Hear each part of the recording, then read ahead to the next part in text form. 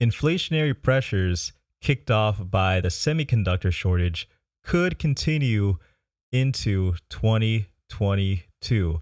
And that's according to Marvel Technology CEO Matt Murphy, who was interviewed at the CNBC Technology Executive Council event last Thursday.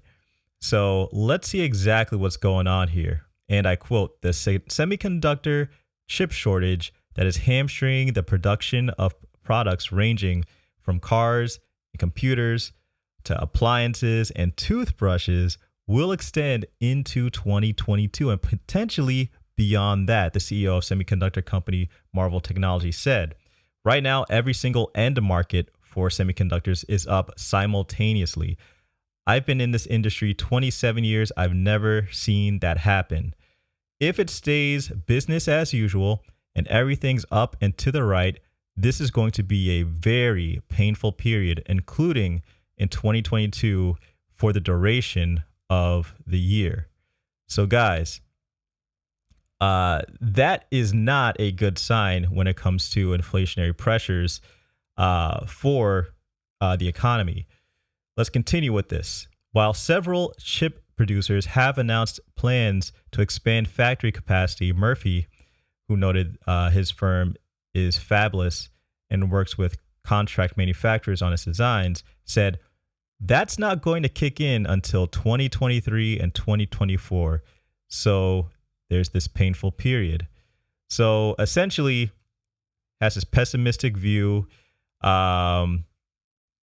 and more so than some of his chip industry peers who have recently said they expect the shortage to wane next year as new factories open.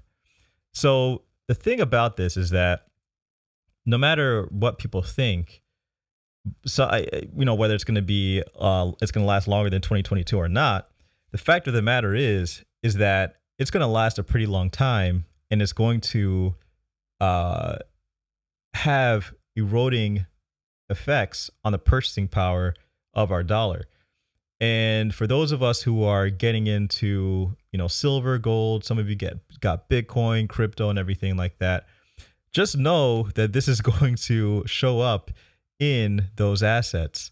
And I think that the more that this lasts, the more that there's an argument to say that, hey, there's going to be some good times ahead for gold and silver prices. I firmly believe that gold will probably be the first one to kind of take the reins on this, and then silver will follow suit. I also think that gold will likely take the reins first, and then Bitcoin will also follow suit as well. And I think that we might expect to see some of this happen in 2022. Right now, obviously, we're coming off of the Delta variant doldrums, and also coming out of some seasonality within September. We've got some more issues possibly to deal with in October. But I do think that after we leave the seasonality, we should expect to see some higher prices. And I'm going to talk a little bit about that in another episode coming up. So just be mindful of that. But this is going to be something. This semiconductor thing is almost like, I don't want to make this comparison because it's very, the circumstances that has led to this are very different. But when you're looking at a commodity like oil and how that pretty much is influencing, or how much that influences the economy, and then you look at chips, semiconductors, and you see how much that influences an economy, and the shortage of that, and then within the United States back in the 70s, the shortage of oil leads to these higher prices while people are unemployed. You can't not think about stagflation even in the short run. I'm not talking about long run. I'm talking about short run stagflation. It's just hard not to think about that.